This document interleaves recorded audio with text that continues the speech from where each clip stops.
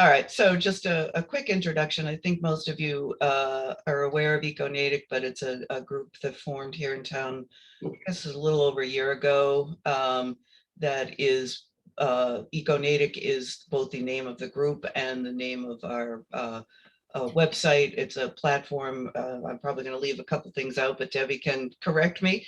A platform that provides all kinds of information on environmental events in town, but also very importantly, kind of the main goal is to help to energize folks about what they can do personally to help move forward sustainable practices. So if you get solar panels on your roof, you can go on the website and say, I got solar panels on my roof. And just as a community, we can see what kind of progress we're making. And I'm sure that's not a very coherent summary, but anyway, I will turn this over to Debbie Marion, who is the driving force and the fearless leader of this group. Thank you. Someone called me a genius, the genius behind this program. I'm like, wow, I've never been called a genius. Thank you. And for that introduction, Sarah. And I just want to acknowledge that Bill Ramage here is also a partner in crime and has been helping with this project. I also want to, I'm sorry that the Conaways are no longer on because I have a connection to them and I wanted to share it, which is that my kids were both involved in drama productions at Natick High School with them. So well, we have their contact information in the chat, so you can right. I'm gonna reach out to them. That's great. That's wonderful. They were in many a show together. So let's see. EcoNatick, it was a project that actually kind of launched right here at Coffee with a Purpose because we put forward the idea that, and that was Bill's brilliant suggestion. And some people came forward and helped fund, give us a little bit of the seed money to start EcoNatick.org. And now it's a website that's up and is looking for content and waiting for content because we basically gave it over to Earth Day all around Natick, which just happened a couple weekends ago. How many of you here were a part of that or experienced some of Earth Day all around Natick? Great. Yeah, some of you were hosts of the 47, count them, events that we had going on that weekend. And thank you for doing that. So just to, for those of you who might not know or were away that weekend or something, we dedicated April 30th and May 1st that weekend to providing events that would get people outdoors, get them thinking about the earth, get them honoring the earth, practicing what we do to make the world a better place in terms of our environmental awareness and sustainability. And so it ranged from eco-spiritual practices to hikes, trail cleanups, a movie at TCAN. I know, Ricky, you were there, which was a documentary called 2040, really wonderful film and discussion afterward. There were just so many wonderful things going on. There was cluster of events down in South Natick at the Bacon Free Library.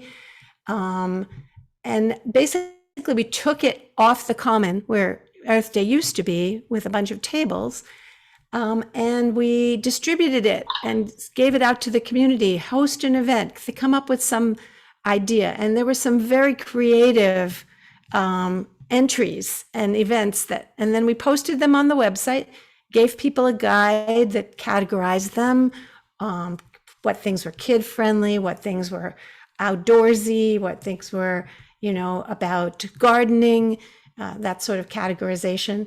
And we gave them a map and we just waited to see what would happen.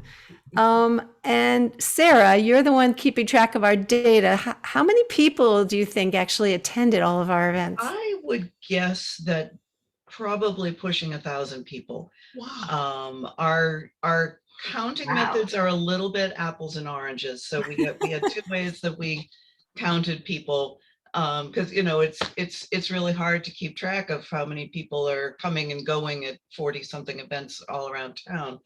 As it would also be hard to keep track if it were on the common and you've just got a lot of people there in one spot, again, coming and going. So this is the kind of event, it's not like a rock concert in an arena where you count the tickets of people coming in. So we collected data in two ways.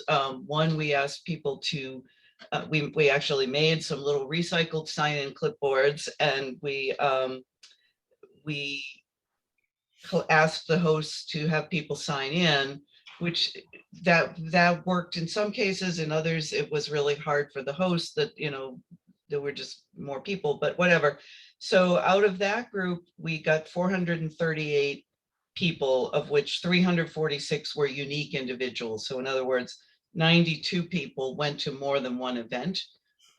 So when we subtract, okay, we got 438 people who signed in, but sometimes, Susie Smith signed into 3 different events. So that's one unique individual who went to 3 things. Then we also asked our hosts to fill out a post-event survey, trying to get their feedback and how things went, and any suggestions for how we could improve if we do this again, which we're hoping to do. But what did they see as the strengths and weaknesses of how it went?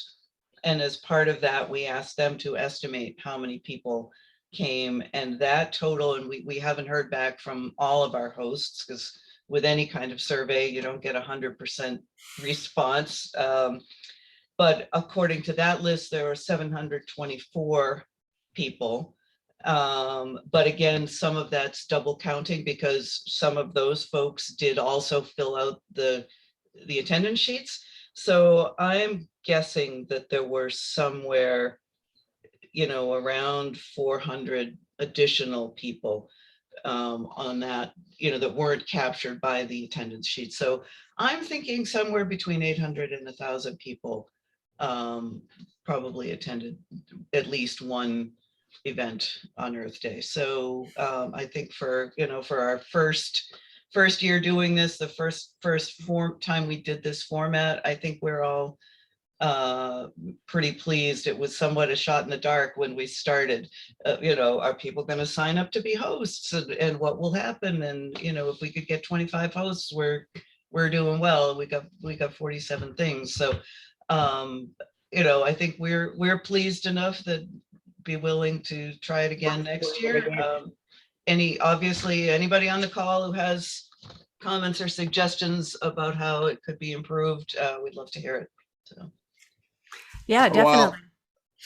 Well, I think we ought to have a round of applause for Debbie. Oh, and Sarah and Bill and Jillian Wilson Martin, our sustainability director. I mean, we had a great team. We had Athena Pandolf on the committee, Rick, who's on the call, and Rick Devereaux, and yeah, it was a really awesome team. I want to just say that one of the pieces of feedback we got was that we should still have something going on, and we did have one event, but we should have maybe more of a cluster of things people can do on the common next time we do it.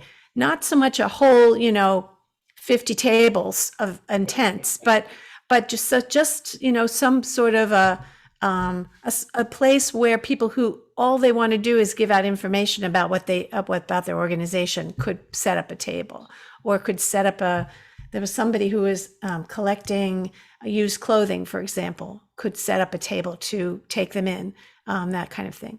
So we might do kind of a hybrid model maybe next year. We'll talk about it and see. But that was one piece of feedback that spoke strongly to me. Yeah. Just in the way of the introductory remarks, I think another thing that we did differently was Deb was very clear that we did not want to do commercial things, so that somebody selling food in plastic containers with plastic straws just wasn't invited to be a part of it. So, the recycling the clipboards is another example of that. We tried to be very earth friendly in this whole process. And I think that, I don't know how many people picked up on that, but I thought it was really important to do that. And kudos to Deb again for spearheading that. Thanks, Bill. Also, we keep mentioning the recycled clipboards, but this was a really neat thing. We took, Jillian knew that the lawn signs from previous Earth Days were in the DPW warehouse. And so we cut them in quarters and we attached those little clamps that you buy at Staples that hold papers together. And those were our own homemade clipboards. And they said Earth Day on the back. So we were very proud of that we found another use for those older lawn signs, because we did print some new There's one ones. right there. There we go. Thank you, Pat. Yay. Thank you, Pat. Exhibit Wait, A. you got a sign-in sheet you didn't turn in? Wait. That's, I think he probably Yeah, scanned it. I scanned it and sent it, but. Yeah, we got a Still the scan of clipboard. it. Thank you so much. Yeah, save that for next year, Pat. Yeah, so we were really pleased with that. Yes, Ricky, do you have a question? Oh, not a question, but I have a thought. You mentioned that I went to the movie at Toucan, the climate change movie. Yeah. And it was terrific. Mhm. And there's something that stuck in my mind that I think could be a wonderful project for you that could culminate in next year's Earth Day. The movie showed what they do in, get this, Bangladesh as a use for solar, how they work solar in Bangladesh. And what they do is, for anyone who hasn't seen the movie, is they have small, I mean really small, maybe as big as a 50-inch TV set or that kind of thing on their roofs. And their roofs are galvanized. They're poor, shanty kinds of roofs. These aren't rich people. But the model is that these small solar collectors on everybody's roof form a matrix of maybe 5 or 6 solar connectors right next to one another. And they get hooked up to another similar complex of solar. And they have boxes that take the electricity, the electricity that's collected by their solar connector, and it gets shared amongst all these people. And I thought, gee, in Wethersfield, we have so many houses that have larger solar collectors. Now, our electricity that the people who have the solar units it goes to a company that then makes money off it. But in the Bangladesh one, the stuff that's generated is shared amongst all the people, so that even the poorest people, the people who don't have access to a big unit, they get the benefit of it. And I wondered if your group, who have so many technically smart people, and that's not me among them, but could look at that model and see if we could propose a sample, an experimental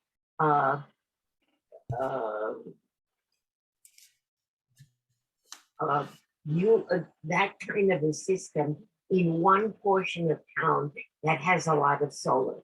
So it would require somehow doing maybe a drive around, let's say, Wethersfield, and collecting the house numbers of everybody who has a solar unit. And then I think connecting with the Bangladeshi people and seeing how they how their model works, and seeing if we could do an experimental model in as a neighborhood of town and get a grant for it. I think Thanks. that would be Thanks, an Ricky. exciting project. Yeah, it's a very exciting idea. And a lot of people are proposing these things here in the United States. My understanding is that our utility companies are very much against it because they don't want to they're lose excited. control. Yeah, they're Um, excited. You and I can talk a little bit more about this. I'm no expert, but you're right. It's a very exciting model. And I will say that I will share with you that I know they're doing something with geothermal heat pumps or something like that in a neighborhood in Framingham that is what they call a climate justice neighborhood, Yeah. a neighborhood that is has been redlined and is and needs Absolutely. cheaper ways of heating their homes. Yeah. So this is there's an experiment going on in Framingham right now with this. I didn't know that. Right next door. I know. So, but I don't know a whole lot about it. I will just, you can Google it and learn more because I'm not an energy expert. But thank you for that I suggestion. thought that was so exciting to And see all that's what the movie is for. That particular movie is for showing us that that there are so many inspiring things that can happen. I just heard about a new website that says it's called It's Not Too Late.org or something like that, because people give up on thinking they can make a difference for climate change and making a difference for the future. And we don't have to do that yet. There's still things we can do. And a very powerful book that was mentioned in the movie that Ricky saw was, the movie's called 2040, by the way. A very powerful book is Drawdown by Paul Hawken. Some of you are nodding because you may have already seen it, but it's 100 different things that we already have the technology for that can improve our chances for staying under 1.5 degrees Celsius temperature rise on this planet. So I don't want to take up all of your time. Could maybe you have other things to talk about, but I thought I would share a slideshow of some pictures that were taken on Earth Day, so you can see what happened all around Natick. And then if you have, Do you want to let Pat ask his question first? oh sure, I didn't see your hand up. Sorry, Pat. I was just going to say, I think the Earth Day all around Natick was a great concept and model, and I think it really worked out quite well, and especially the way it mobilized people into activism. I think that Natick kind of unique though, having coordinated the Earth Day for about 8 years. The common in Natick is a treasure in terms of its geographical location and just the way the community is built around it.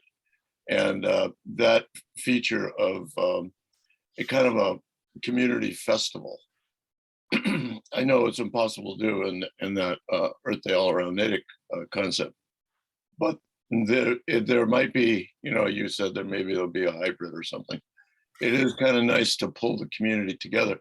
The weekly farmers market does it, and various other activities. Natick's got this unique landscape really for this type of thing, and that's the only comment I have. Thanks, Pat. I agree with you. The common is a wonderful treasure. And we were thinking about how we have Natick Days, which is a festival that brings the community together there. So we thought we'd try this as a different way of actually getting people not just walking around and talking to people, which is valuable, but also getting their hands dirty,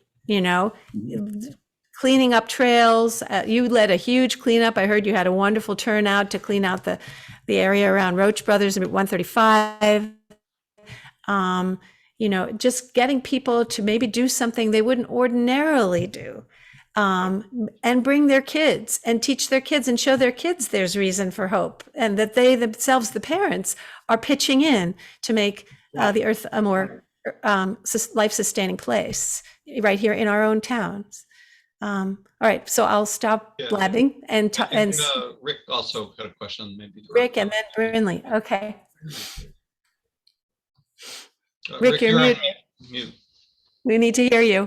Sorry, got you. Okay. I just want to throw it out there to, to marinate the thought that some of what went on, like the high school event that started in the morning, I think had a fundraising aspect to it. I know it did. And bringing in, the high school is also a place that people could gather in that might not require the same permitting and other things that the common does. But I think I would love to see, some kind of almost contest beginning way ahead to identify in the town worthy projects, maybe small little pilot projects. This is kind of stimulated by what Ricky was talking about, is sort of, thinking out of the box kinds of things that could be funded voluntarily through an event, either on the common or at the high school, perhaps led by high school students, with them coming up with something that they would like to champion, piloting in the town that sort of breeds more sustainability. Could throw out some areas that that are stubborn areas that are difficult to tackle, that we're all trying to tackle, whether it's more townwide composting participation or better plastic recycling, ways to galvanize, new ideas and youth into the thing. I think, wherever we do a common event, I think we should try to fit in a fundraising aspect and clearly an entertainment aspect to draw people, hopefully led by younger people, so that there's something going on. Doing it in the common when the market is inside does generate more traffic than usual. Walking around the common, depending on the weather, and the post office is always a draw on Saturday morning.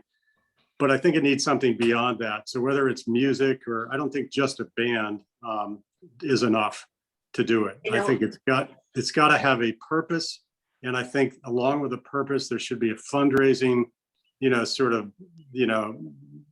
looking forward, doing something creative idea. So that it doesn't take away the energy of all of the hosts. That's something that we want to protect, that energy out with this 800 people that are visiting host sites. I think we want to maintain and build on that, but at the same time, add a dimension to it. So it isn't like pull something in from them. Anyway, I'll stop. Thank you. Brinley. Hi, I participated in 2 events. I believe I met you at the soap making event with Melissa.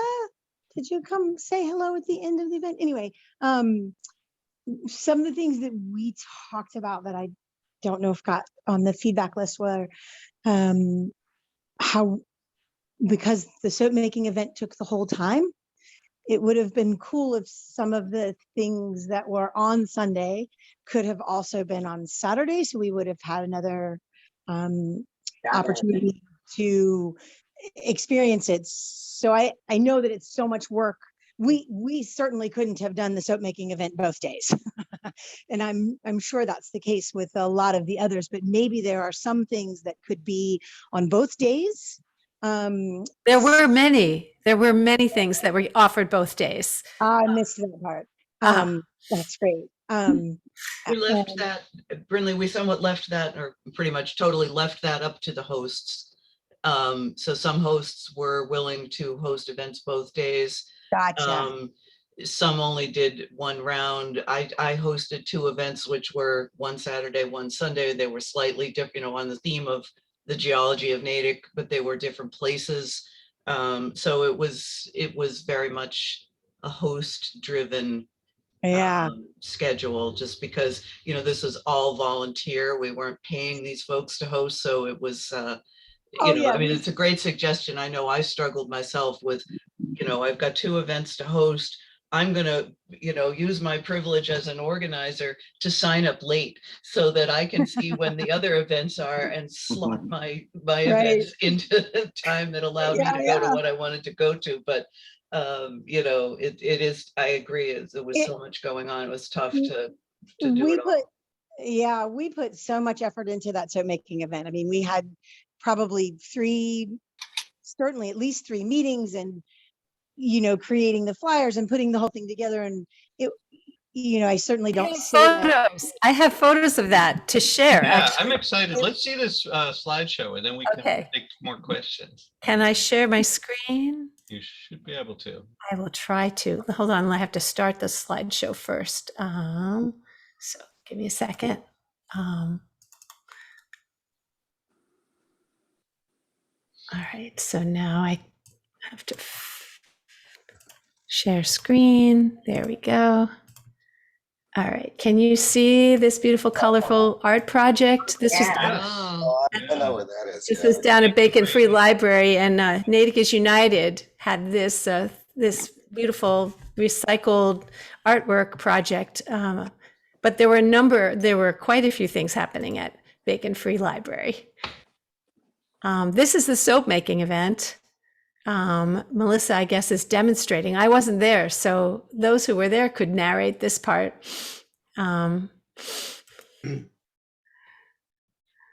This was held at Christ Lutheran Church. Is that you, Sally, in the sitting? Yeah. Yeah. It was a lot of fun.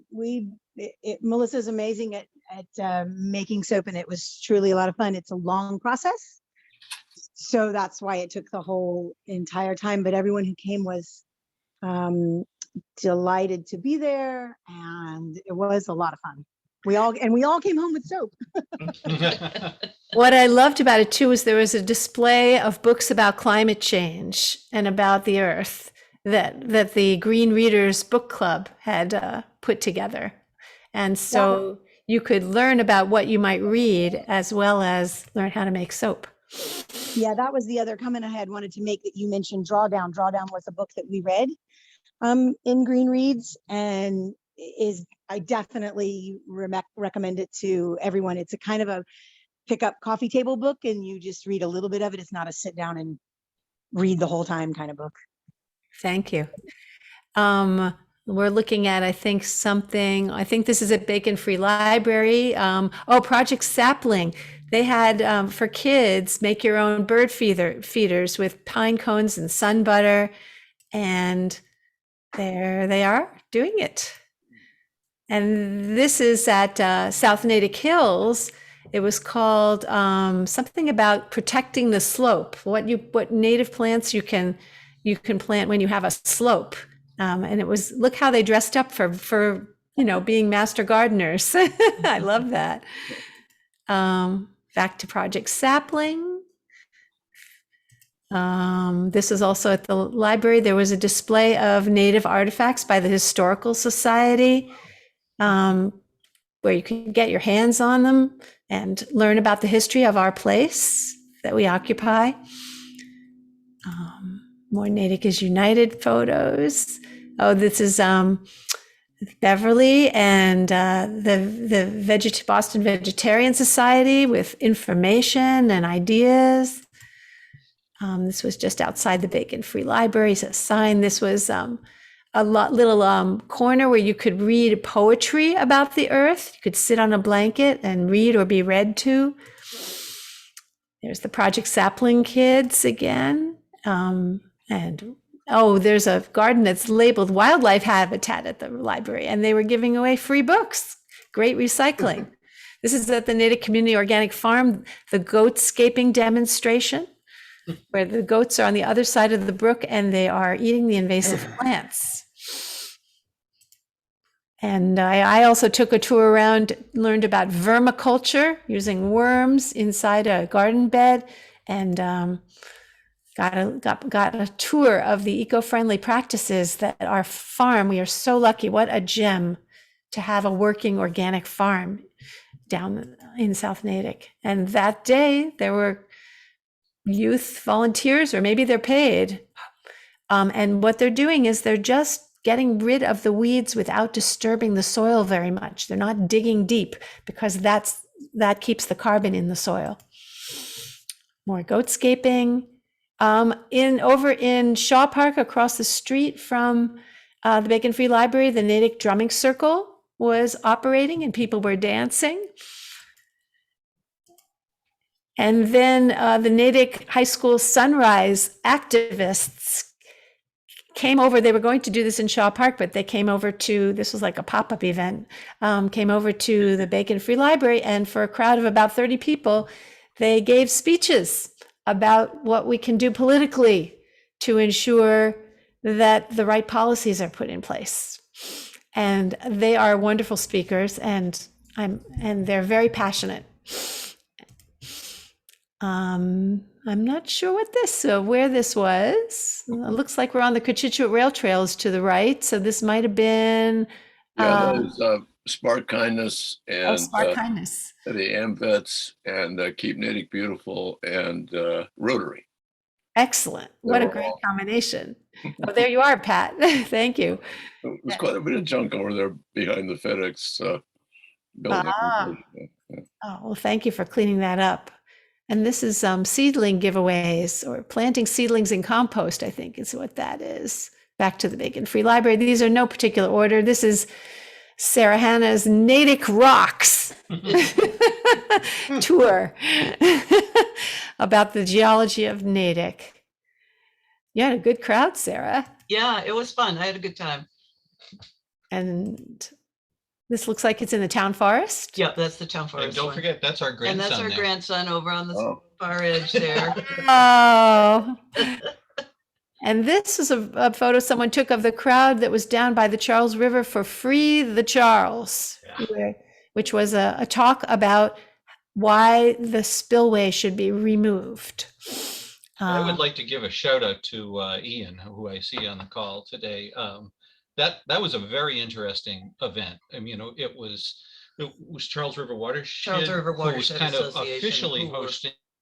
They had brought a bullhorn because they expected and received the crowd size. And there were a lot of interested parties on both sides. And both CWRA and Ian, I think, did a really good job encouraging and civil discussion about what could be considered a polarizing topic. Yes, change is always difficult. This is a cleanup again on the Lake Cochituate. I think this was at Camp Arrowhead, and it was led by our own Department of Recreation and Parks. I love that photo.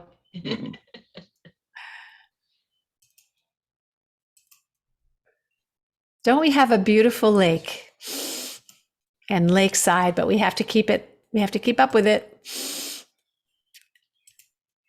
I'm not sure where that was taken, but it's very scenic. The meadow. That's the meadow at the town forest. Yeah. Oh, Through there on our town forest. But there was also There was also a event. cleanup there, so that might be from the cleanup event. Yeah, those Oh. stakes are there to. that's Yeah. right. There was a trail cleanup there. Yes. And I guess this is all the stuff that they are throwing away. Actually, I think that's the both ends of the Middlesex Path. Oh, Maybe Martin knows more about it, but this is one end of Middlesex Path, and then the other where they collected quite a bit of stuff. It was great. Yeah, that was So it's, the Trails and Forest Stewardship Committee who ran. They had 4 different trail work events during the year. They had 2 at the town forest and 2 at Middlesex Path. So.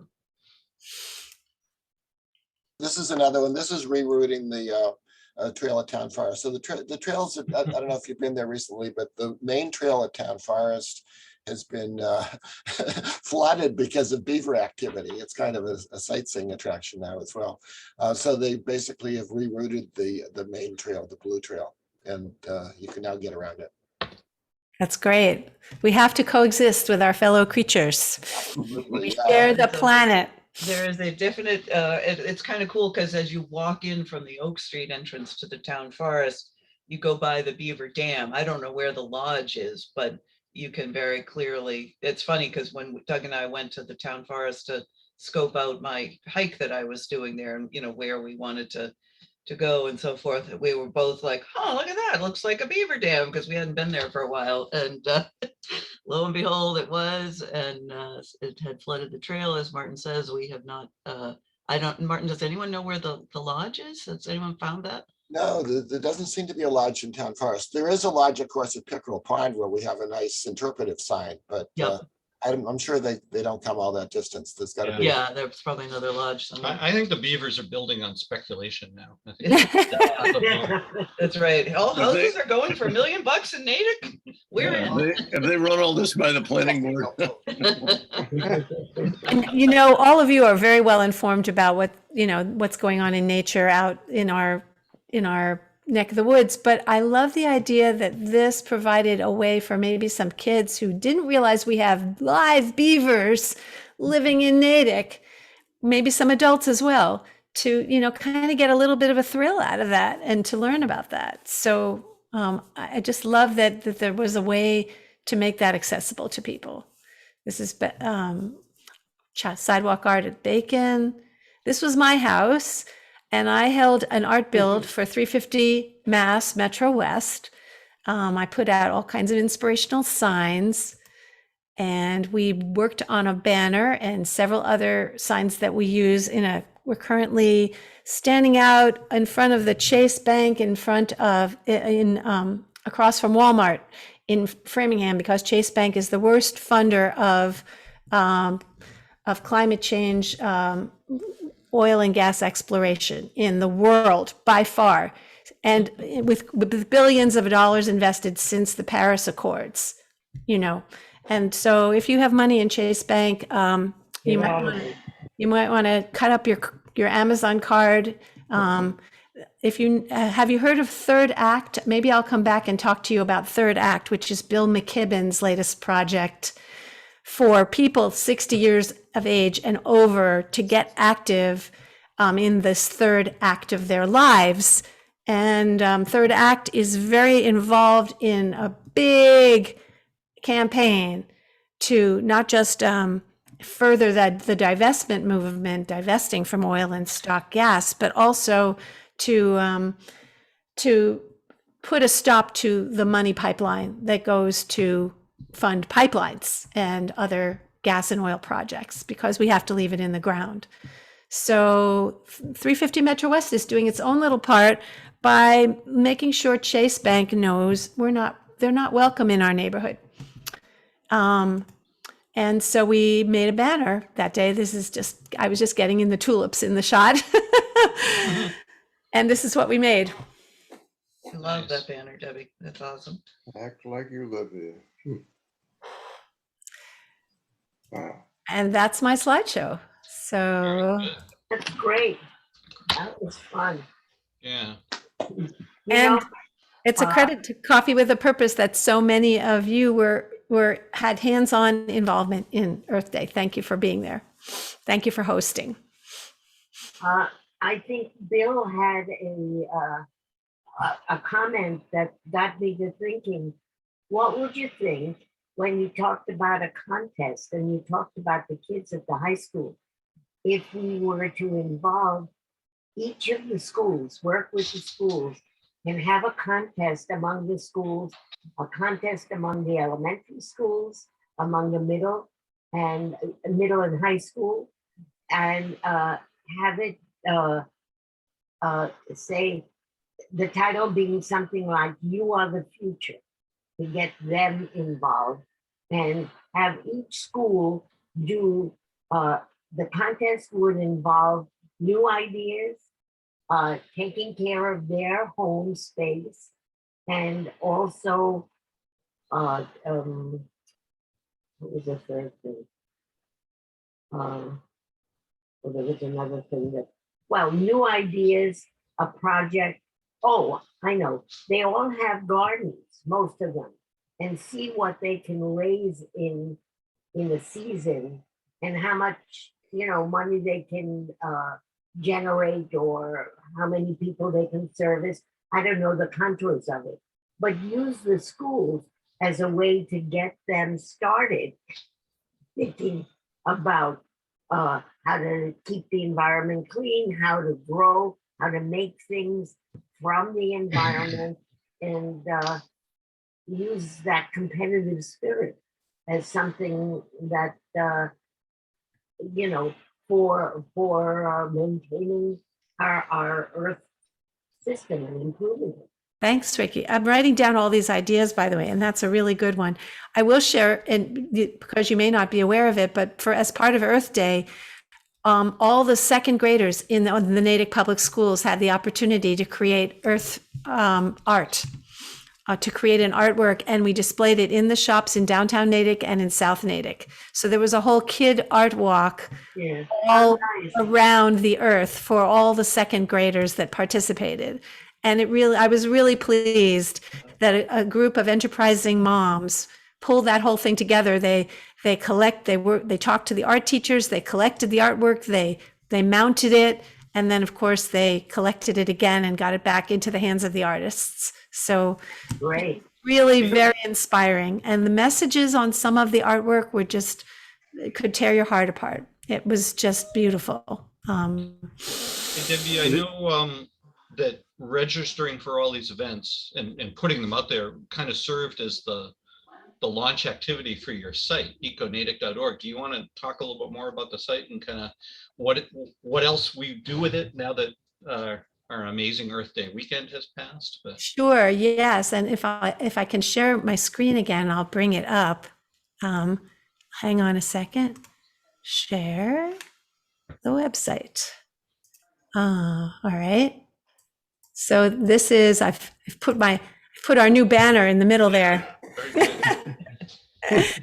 Where the site allows me to have 3 pictures, and so here's the homepage. And right now, what people can do is they can browse, of course, but they can also sign up and tell us, add to Natick's Eco Score. I'm going to scroll down and show you. We set a goal and of how many actions we reported. Sorry about that. That's my bird clock. It's a little early. So anyway, the number of actions and the number of households engaged in action. And that went up significantly with this Earth Day launch campaign. But we offer, this is just a button you can push on to go to learning about opting up for our, to Natick's aggregation for green energy, listings of events, taking action, and signing up and telling us their story. So that's where these buttons lead. So what we need is content now, ways people can take action. And at the moment, because Earth Day was quite an endeavor, I haven't been hard at work on getting the website updated, but I will go to the actions page so you can see that we have 2 actions right now people can take. They can sign up to be counted here on this website, or they can opt up into our electricity aggregation, which offers a 100% renewable energy option. But we're going to be putting up a card for get solar panels, think about a heat pump, buy an electric car, here's how to get started. Each of these has a, when you click on it, you can read the description, the steps to take, testimonials if anyone has left any, and a deep dive about each action. And then if they're signed up, they can say, add it to their to-do list, or they can say, I am done, I did this. And then it gets added to the graph that's on the homepage. So that's the website. So the question is, what actions do you know about that you think people should take? And here's a couple of events that I know of. This one actually is past and I have to take it down, but so events and actions are what we're looking for. And one of the things we're going to do as a team is we're going to contact all of the hosts. So if you hosted an event, you'll get a phone call and or an email asking you to please tell us what we should put on the site. And I can now stop talking and open it up for your comments. thank you, Debbie. Thank you, Debbie. I was going to ask a quick question. Maybe Martin knows the answer. Can the Trails and Stewardship Committee send you or feed you information about, they're always doing stuff, I think. on the forum. Absolutely. So, We have to figure out what the best way is to set that up so it's easiest on both ends. I see. But I absolutely want that to happen. I'm thinking of creating a Google form similar to the one that people filled out when they signed up to host an Earth Day event, where they can just give me all the information they need and upload an image that goes with it. And then we can get our volunteers to post it to the site. We have a couple of volunteer website administrators. Oh, cool. Well, I also wondered if you were getting input from the other, some of the groups, Renewable Natick and, Martin's committee. I don't know if that's the way I should put it, but the Charles River Study Committee and, the various forums that they're having and, et cetera, et cetera. Well, yeah, I absolutely want to set that up. It's just yet in the works. Yeah, right. To be announced. Debbie, is on the town website, is there any links to your site? Do you know of? No, I don't think so yet. But thank you for that idea, Tom. Yeah, there's, I can't think of the lady. There's a Jillian. lady who, Jillian, Jillian, yes. Mhm. yeah. If you could put something on the town website, Yep. Yeah. that would be great. Yeah. I have a meeting with Jillian in a week or so. Oh, good, good. We're going to talk about that. Yes, Cindy.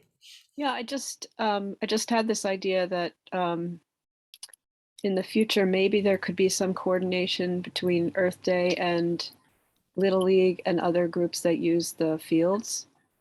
I'm not sure what it would be, but I sporadically go over to Coolidge Field, which was assigned to me by Pat a couple of years ago. Fortunately, other people go on a much more regular basis, but last year I was really dismayed to see bazooka wrappers, clearly from the first day of Little League, like all over the place. And I didn't get in touch with the Little League coaches before they started their season this year, and I haven't even been over there to see, but to build in, that's part of their contract with the town is that they leave it at least as good as they find it. And that an Earth Day kind of thing might be a way of doing it in a more easy to receive way for those people that use the fields. Yeah, That's a terrific idea. I think that's a good idea. I know several of our kids did soccer, and the soccer kids always have oranges. And, that was part of the routine. Before you leave the field, make sure orange peels, there's no cups. Yeah. And the kids get it. It's not a huge deal. Once you make that expectation clear, it's not a lot of work. They understand, we've got to keep our playing field clear. It takes 2 minutes and it's done. So I think that's a great idea to kind of incorporate that into their culture. My experience was that the girls' soccer players always were, there was very little left when they were done compared to the baseball and softball. Surprise, surprise. Yeah, no, as I say, our kids did soccer and it was great. They, I never saw put it this way, if I'd seen the field trashed afterwards, I would have said something to them, and they were always good about it. Coincidentally, the Little League had their parade that morning on Saturday, April 30th. So there was a time overlap between the timing of Earth Day and when they opened the season. Pat, do you have your hand up? Well, I was just going to add to this because, our new assistant town administrator, Johnny Marshall, worked with me for years at Camp Arrowhead. But after that, he was the director of recreation. And there was a time there when I was working with him, and he had met with all the coaches in the different sports and sports leagues. And they had tried to establish for every game a green team, and it would rotate. Now, I think it was fairly successful while he was there, but I think it kind of lost some momentum But all the sporting events in Natick, the teams would have somebody assigned to actually pick it all up before they left. So John might be able to do something about it. You know, he's the one who started it. Well, I think the key is to get the kids to take responsibility after each game. That just makes much more sense to not have one person do it at the end, but have every kid pick up for 2 seconds and it gets done in 2 minutes. Right, but if it's reinforced by the coaches saying that this is an expectation of absolutely. being a part of this team. Yeah. Yeah, Yeah, I That's was the key. gonna say Little League, Great idea. literally with 2 boys. It Yeah, really, as a coach, I could add to that we were all. I think from the requ- top of the organization, well, we've got a couple of people competing here. sorry, Brindley, let's let Rick finish his comment and then you can jump in. Oh, sure. thanks. Sorry. Just quickly, as a coach, the school I coached at for over 10 years, really reinforced that whenever we go anywhere in a bus, clean up the bus before you get off, because it's the same thing.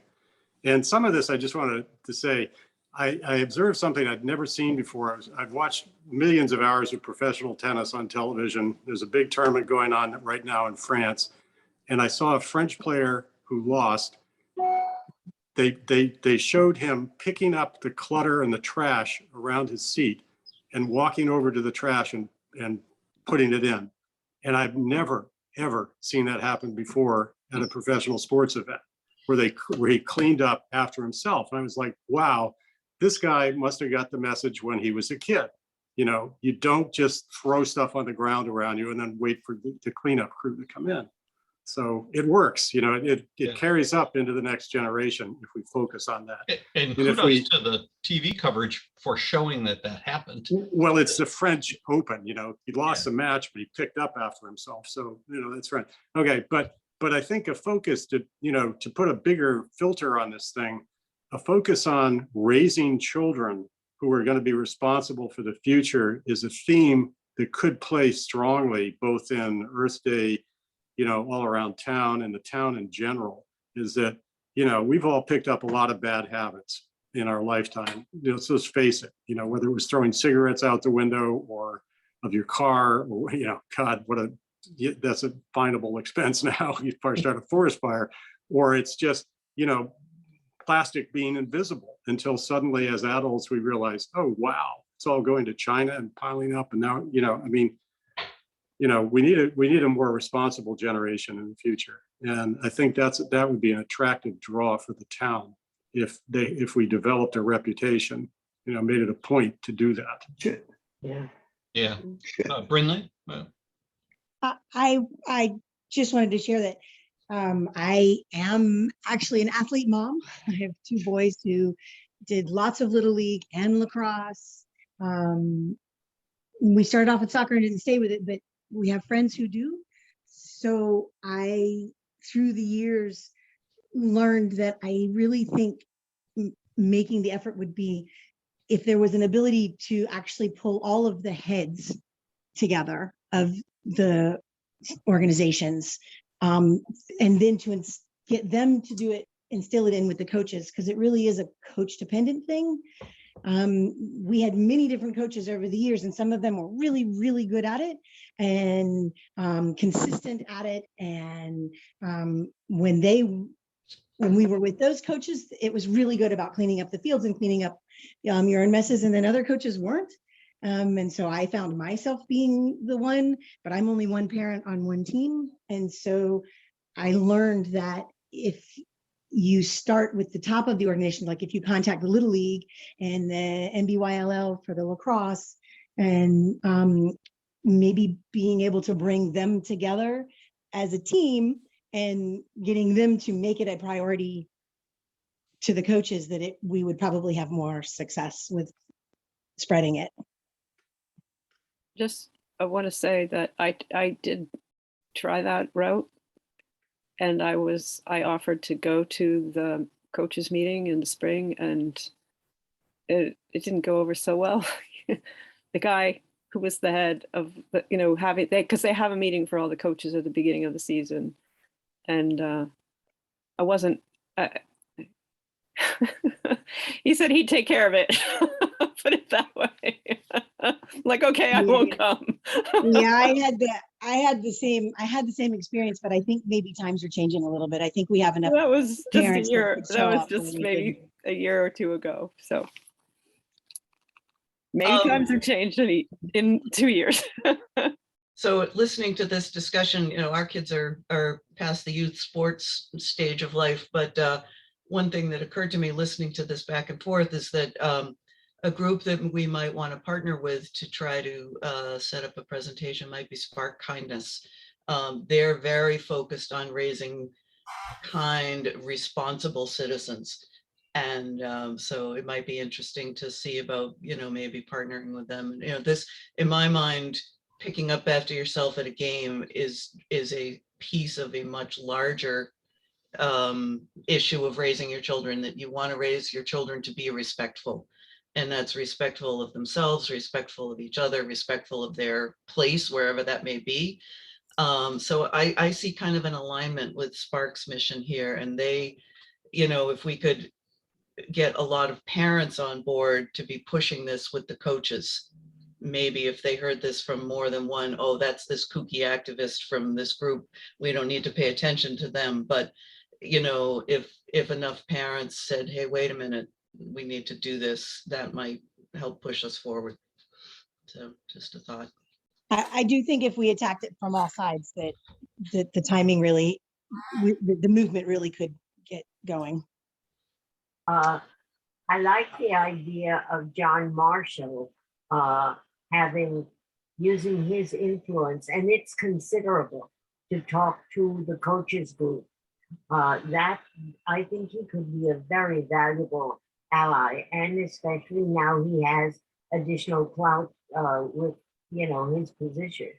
But I think as an individual who's worked with the rec department for so long, that he could be a very good part of your team, whatever team you put together to get it started. But I think the contests with the schools is the same message, but in a different context. It's not the playing fields. It's where you live a few hours a day in school and the school all around it. And the thought was that we could get a sponsor for a cash prize for the winners. And that could be done on Earth Day. So I think you could put together a year-long package that could culminate on Earth Day. That'd be a fun way to engage the kids. So that's the end. A great idea. And there have been a lot of great ideas. I've been taking copious notes. Excellent.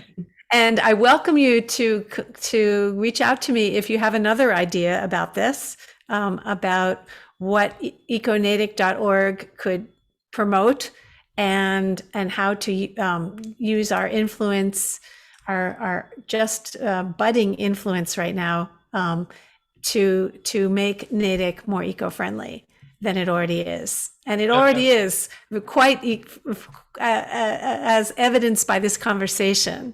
So we just want to improve it and continue working on it and raise our children in Natick to be good citizens of the earth, not just of Natick. Deb, do you want to put your contact information in the chat, or I can also Sure. include it in the email recap? And Rick, you had your hand up again? No, I was just going to say it ties to sportsmanship as well. I mean, if you're respecting the environment when you go, particularly when you're a visiting team and you go somewhere else, it makes a very bad impression to leave any mess behind you. And it's if you go in there with the idea that we're going to try hard, we're going to be respectful, and we're going to leave it in better shape than we found it, that is the best learning you can get out of sports. I'll just say that I'm going to put this in the chat, but you can always contact us using the Contact Us form on EcoNatick.org, or you can email us at econatick@gmail.com. Excellent. Is that a question, Doug? Yeah. For Debbie and maybe Brian. Brian, how was the last two heat wave weekends? What were they like at Lake Cochituate, and I was wondering if, Save Our Lake, are you guys connected now or going to be connected to EcoNatick? And I was just wondering about that. Yeah, we're working on everything, trying to pull the pieces together, and it's a little chaotic, as is the park. It was mobbed. The traffic on Route 30 was all backed up. Yeah. The North Pond canoe put in. I've never seen so many cars in there. They Yeah. were just jammed in, and everything's incredibly busy. It's kind of almost scarily busy, I think, if this is the first opening, this coming weekend is going to be their grand opening for the deck. Yeah. All right. I And have a gosh, they have question. got their hands full now with the popularity and everything happening there. Yeah. I And- have a question about that, actually, something that I think I saw on Facebook and maybe misunderstood because it made no sense. The link from the rail trail into Cochituate, there was a sign that said something about that if the parking lot was full, they were going to close that gate to prevent overflow. But wouldn't they want to still allow foot traffic or bike traffic via the trail? It's all a work in progress, I think. I don't think they've got an overreaching plan how to deal with things, and they're so short-staffed that they are just kind of putting out fires as they Oh, can.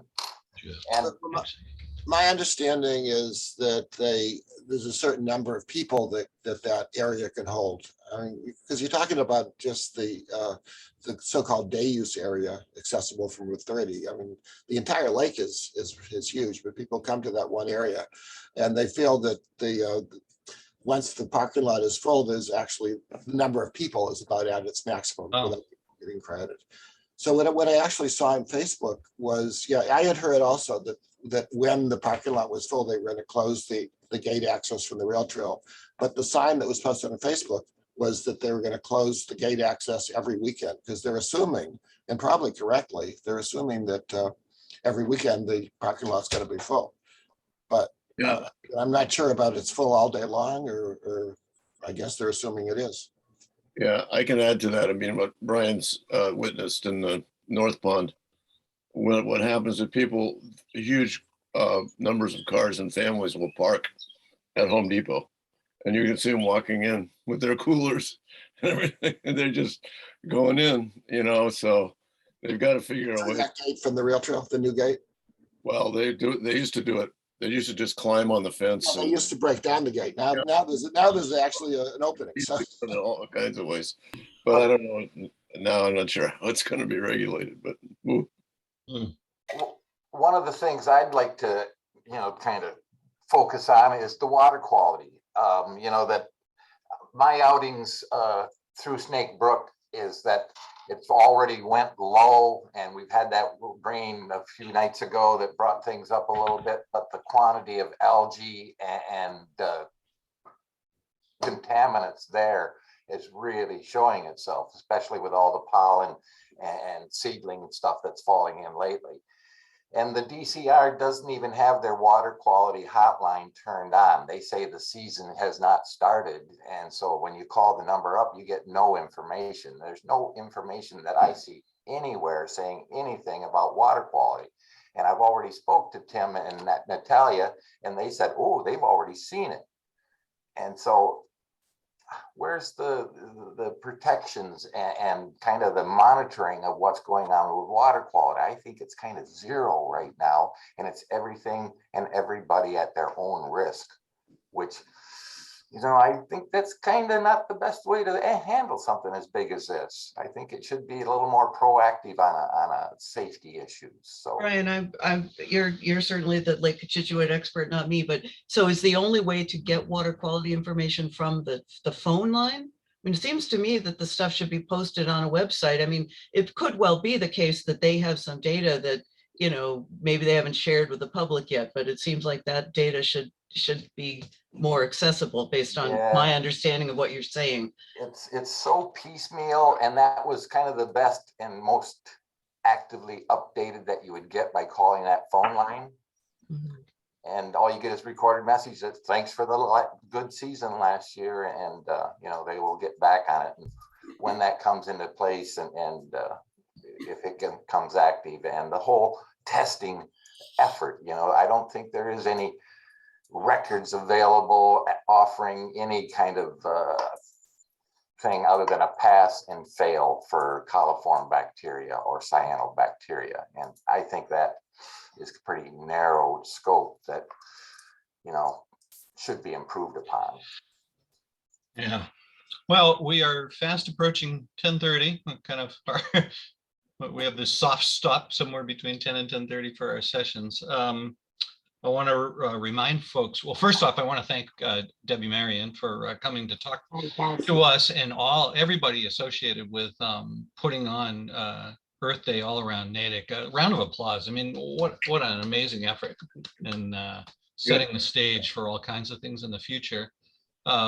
Next Monday is Memorial Day, so we won't be having Coffee with a Purpose. And then that gets us into June. The first Monday in June will be Ivan Mawari. I'm not sure if I'm pronouncing his name correctly, but I know Carrie likes to describe him as Zimbabwe's equivalent of Alexei Navalny, someone who's been such an activist for good that he's not even safely allowed back in Zimbabwe. So we'll be interested to hear what he's got to tell us. And I believe Martin is going to be giving us an update on Charles River Dam things after that. And then we'll move on. So enjoy the rest of the day and the week.